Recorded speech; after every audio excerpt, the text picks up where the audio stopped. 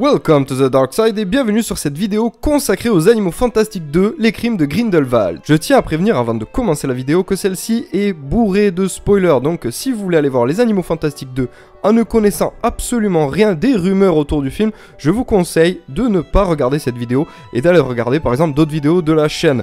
Voilà, cela étant dit, il vous reste quelques secondes pour quitter la vidéo, et si vous êtes toujours là, on est parti. Cela fait quelques mois que les Animaux Fantastiques 2 sont entourés de rumeurs et de spéculations plus folles les unes que les autres, et il y en a une qui était véritablement majeure, et celle-ci s'est avérée vraie. Nagini serait bien présent dans les Animaux Fantastiques 2. Créant ainsi un lien direct avec la saga Harry Potter, cependant nous allons découvrir la forme humaine de Nagini, interprétée par l'actrice Claudia Kim. Celle-ci va interpréter une Maledictus qui travaille avec le cirque Arcanus. Ce qui est intéressant, c'est réellement les déclarations de l'actrice. C'est vraiment très intéressant de découvrir un autre côté de Nagini. On l'a vu en tant qu'Horcrux jusqu'à maintenant. Dans ce film, c'est une femme géniale, vulnérable et qui veut vivre. Elle veut rester humaine, c'est un contraste très intéressant. Parfois, elle sent qu'elle a du mal à contrôler ses transformations, qu'elle est condamnée à se transformer en bête à tout moment. Donc elle ressent la pression, l'horloge tourne. Une fois que l'on a dit tout ça, on peut s'attaquer à la théorie. Et la théorie est relativement folle. Nagini pourrait bien être la mère de Tom Jedusor, alias Lord Voldemort.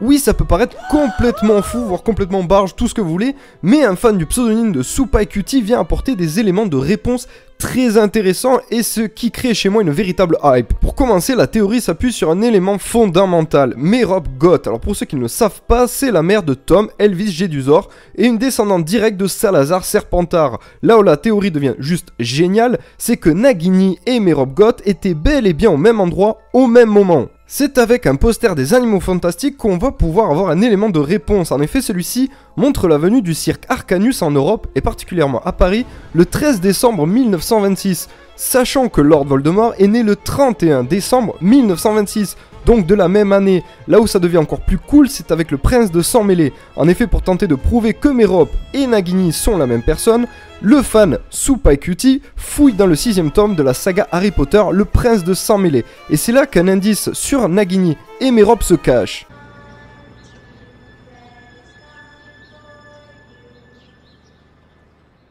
Surprise, motherfucker!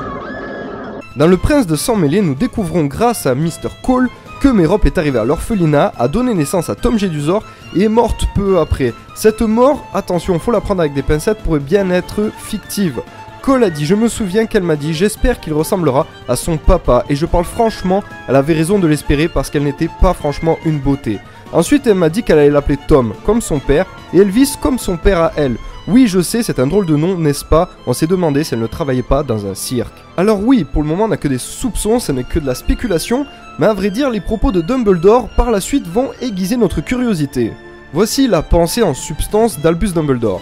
Peut-être que Merope était laide parce qu'elle s'apprêtait à devenir un serpent de manière permanente. Peut-être que Merope abandonnait son fils par peur justement de le blesser par la suite une fois qu'elle serait transformée définitivement en serpent, et elle ensuite aurait simulé sa mort pour s'éloigner du monde humain. L'acte que réalise alors Merope est un acte plein d'amour et de tendresse, car si elle fait tout ça, c'est juste pour protéger son fils. Merope est une goth, elle est donc la descendante de Salazar Serpentard. Quelle autre famille pourrait donc porter une malédiction qui la transforme en serpent?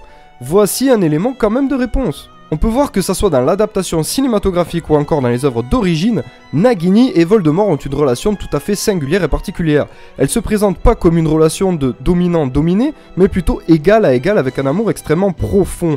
Là où Voldemort va maltraiter à sa guise des personnages comme Bellatrix ou encore d'autres mange-morts, Nagini jouit d'un traitement plutôt particulier. Certaines viennent donc à penser qu'une relation maternelle, et ils appuient justement cette relation-là sur la coupe de feu. C'est lors de la coupe de feu que le venin de Nagini a permis au prince des ténèbres de ressusciter et de survivre à sa forme de nourrisson. C'est une théorie très intéressante et qui me donne vraiment envie d'y croire, car elle permettrait de combler de nombreuses zones d'ombre. Je rajouterai que si Voldemort a fait de Nagini un Horcrux, ce n'est pas pour rien, cela prouve bien qu'il y a une relation très particulière entre les deux personnages.